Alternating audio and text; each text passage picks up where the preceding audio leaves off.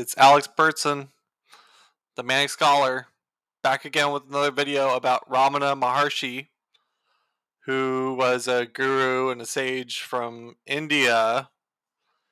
He taught the Advaita philosophy and had a lot to say about spirituality and enlightenment. I did 2 other videos about him through other systems. I did Michael Teachings, which in that system he's in the old soul age. He's a scholar and he has a goal of growth. Then I did his Vedic astrology, and in that he's a Libra rising, Gemini moon, and Sagittarius sun. But you can look into those to get some more details about Ramana through the systems. And this is the last video I'm doing about Ramana through the systems. And today it's going to be human design and gene keys. So if you don't know what human design and gene keys are, it's basically a map of your aura and the archetypal energies in your body that you're embodying. And there's a lot to it. There's different factors. There's type, there's profile, there's an incarnation cross, and there's channels. And I'm going to look at all those real quickly and try to summarize what themes I see here. So the first thing we can say about Ramana is that he was a projector, and the projectors are the new guides and leaders for the world. The world used to be led by manifestors, which are the initiators, so the ones that initiate new projects and new ideas out into the world. But projectors are the ones that are here to guide and manage others and lead them based on their own unique expertise, that their own areas of expertise. And so there's a lot of different projectors with the different configurations in their aura that are all here to do different things.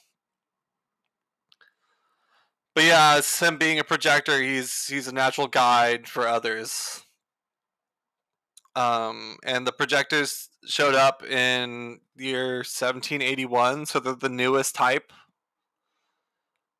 So it's really interesting to see the roles of projectors in the world. Some other projectors, I just did a video about Osho. He's also a projector. And Obama was a projector, and so was Abraham Lincoln, among a lot of other people. So yeah, that's his type in human design. And what makes him a projector is that he has no connection from a motor to the throat center. So you can see there's no connection here from the ego center, the emotional solar plexus, the sacral, or the root. Those are all the motors. So he doesn't have manifesting ability. And also what you have to be a projector is to have an undefined sacral center. So it's a combination of an undefined sacral and no connection to the throat that makes you a projector. So what's interesting about projectors is they can pick up energy from other people through their sacral and amplify it. So they get to taste other people's energy, basically. But they have a unique aura that's focused on penetrating deeply into another person. They make this deep connection with other people they're interacting with so that they can get to know the other. And that's what makes them really good guides, because they can know the other really well. So yeah, that's his type, projector. His profile is the heretic investigator, the 5-1. And heretic investigator, the 5-1, has 2 different energies going on. Every profile has 2. So what the heretic is it's made to impact new people. You're supposed to come into impact with the greater world and influence other people through your presence and through your knowledge and expertise and everything. There's a lot of projection fields that go on with people who have the line 5, the heretic. So sometimes these people can be seen as saviors, or they can be seen as heretics, as someone who is rebelling, and they can. And it's difficult for people with the 5 line to figure out how to go about it, because they're dealing with projections from other people, and it's not necessarily a reflection of who the person really is, but they're designed to make a lot of impact on other people. The kind of archetypal example of the heretic is Jesus. His life is, if he had a profile in human design, the line 5 would definitely be there for him. Because he had all kinds of projections on him from others as being a savior or a heretic. And he was crucified because of how some people saw him. But to others, he was a savior, and it was very obvious because there was a whole religion that was set up around him, Christianity, obviously. So yeah, it's a transpersonal line, the 5 line, so it deals with other people. But the investigator part is more of an introverted one that requires the person to have some alone time, and they're very reflective on things, and they investigate. They want to grow in knowledge, so they get into details of things, to get more knowledge on things. And basically, what their role is they can use their knowledge from the 1 line in impacting other people with the 5 line. So there's somebody who has a lot of knowledge for others. And that's basically how the 5-1 profile works. So that's his profile. So I'll talk about his incarnation cross now. It's the left angle cross of demands. Left angle means it's transpersonal. It's based on the profile lines. So because it has the 5, it makes it left angle as opposed to right angle, which is more personal. So this life is about impacting others. So his cross, let's look at his cross here.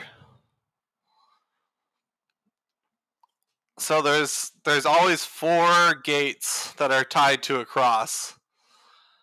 It's the sun personality, earth personality, sun design, and earth design. And his sun personality is the 58, which is down here in the root, which is about wanting to improve things, conditions that aren't perfect. You could be highly critical, but it's about improving situations however you can. There's also, usually with this gate, there's a deep joy for life and vitality, insatiability for good things in life. So joy is a natural factor there, but it's about trying to improve things in the world. And what you can see, he actually has a whole channel here, which has the 58, which is part of his cross, connected to the spleen center. So that's the channel of judgment, as it's called, 1858, and that's what is about improving things. The 58 is about vitality and joy. So that's that aspect, and then the correcting is from the 18. So those two together makes that channel.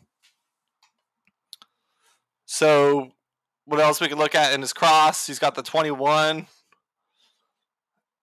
which is part of the ego willpower center, the heart center. And it's about control. People who have that, and if they're in the shadow, they could be really focused on having control. But in the higher frequencies, it's about letting go of control and kind of surrendering.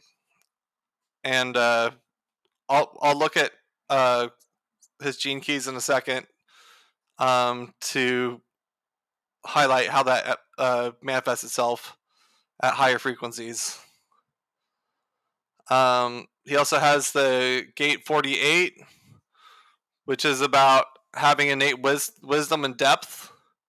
It's rooted in instinctual memory that you can apply towards problems that require a solution. So there's a lot of stuff going on with like changing things, correcting things, having a lot of wisdom, stuff like that. He's also got the 52, which is about stillness. It's about channeling energy into focusing and being still. So the stillness can have a power to it that other people can feel. And I believe that's all the gates in his cross. What we can look at here, this is his gene keys profile. And the 4 gene keys I just talked about is the 58, the 52, 48, and the 21. So you can see how it functions at different frequencies, or different, like from the shadow to the gift to the city. The city is the spiritual power, so it's the highest level of consciousness, the highest level of expression. And I have a feeling that he was one of the few people in the world who was able to access the city level of each of these gates, each of these gene keys. So I'll just read out the shadow, gift, and city levels so you can see what happens and how it transforms for each of these gene keys. So it's 58. The shadow is dissatisfaction. The gift is vitality, and that's what I was talking about before. Vitality is a big aspect, but the city is bliss. So he's just his sun is basically about bliss, his sun positioning and his personality. So that's pretty cool to see. The 52, the shadow is stress, the gift is restraint, and the city is stillness. So he's got bliss and stillness.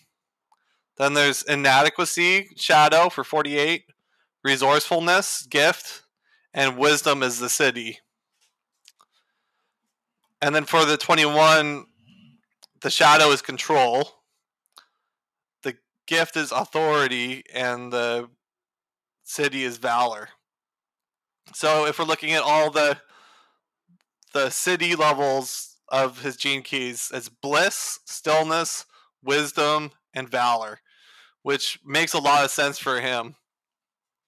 As being somebody who had a super powerful presence and was just basically sitting still all the time, and people would come to him for guidance on things and how to see the higher level through the higher levels of consciousness and perceive the self and see through the I thought and all thought forms that appear, to see the self as it is everywhere. That's basically what he taught, and he was a guide for other people to realize that in themselves. But basically, through the power of his bliss, stillness, wisdom, and valor, he was able to help people wake up to higher levels of consciousness. So that's pretty cool to see.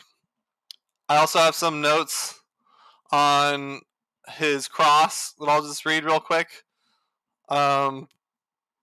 It's known as the Cross of Demands, but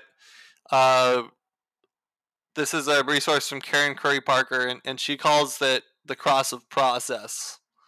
So this is what it's basically about. It's to lead, teach, and inspire people to create a practice of self-renewal and self-regulation that supports them in the process of continuing to practice, align, and repeat until they actualize their talents and skills. To become an expert at teaching others how to become an expert. It's to coach others to build a practice of cultivating joy and expertise. It's to innately understand the process of pursuing that which brings joy. To understand and cultivate a practice that cultivates joy into expertise and actualization. It's to support others in cultivating their talent into fully expressing their potential. To understand and lead people through turning talent into expertise and fulfillment. So one of the main things here is teaching others how to become an expert. And he did this through his focus on meditation, enlightenment, and awareness. Some of the main keys for this cross are vitality, empowerment, self-trust, courage, and self-worth. So that's his cross, the cross of demands, or cross of process, as it's also known. So I'll point out a couple more things in his chart.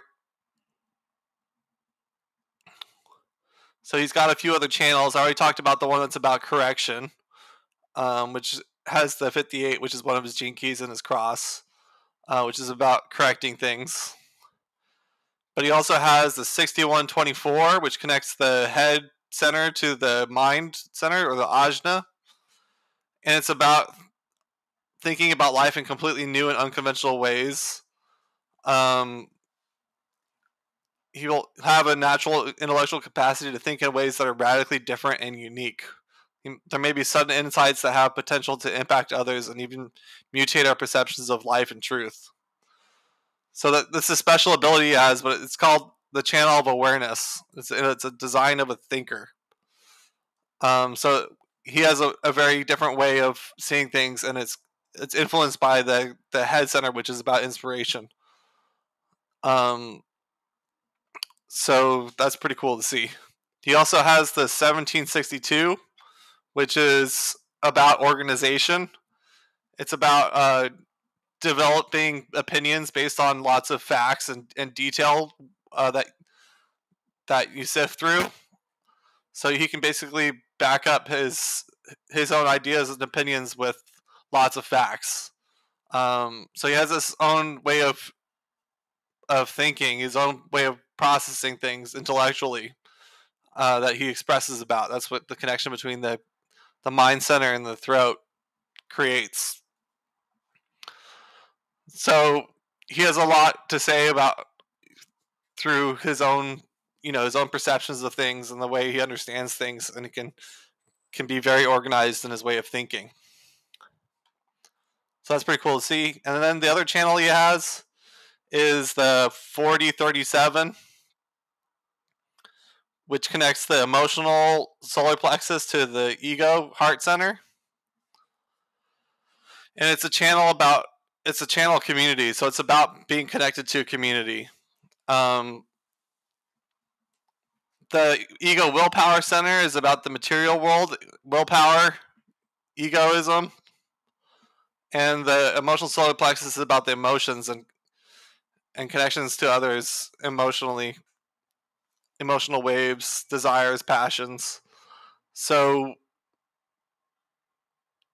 yeah, this is all about having a connection to community.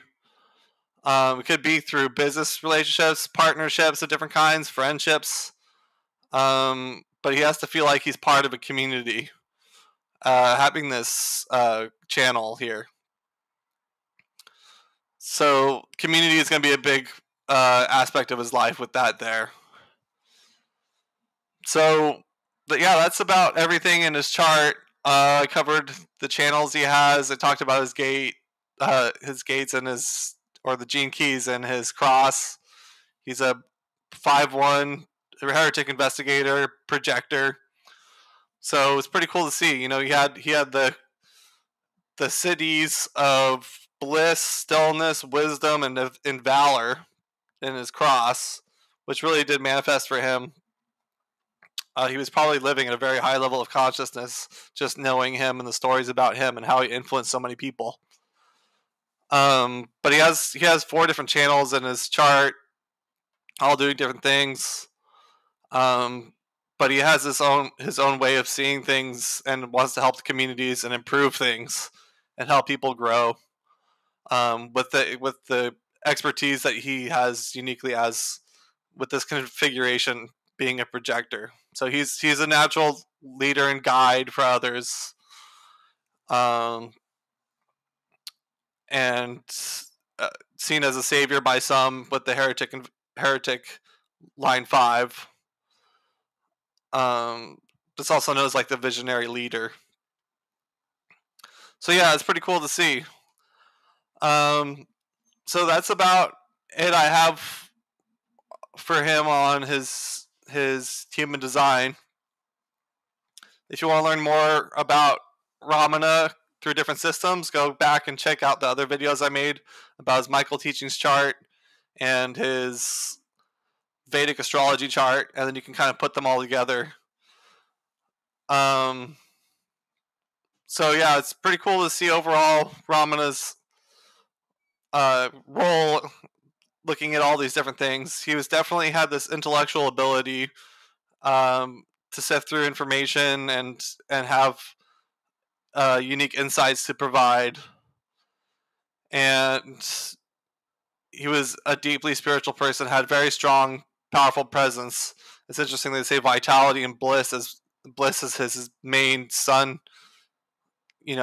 gate. It's the main gate in his profile, and it's bliss. So, people felt that really strongly from him.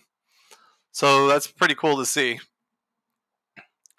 So that's it, guys, for Ramana this week. I might have some more miscellaneous videos this week, but next week I will be doing Ra-Uru-Hu through the three systems, through Michael Teachings, Vedic Astrology, and Human Design. So stay tuned for that. And if you like this content, please like and subscribe. And I'll see you guys in the next one. Manic Scholar out.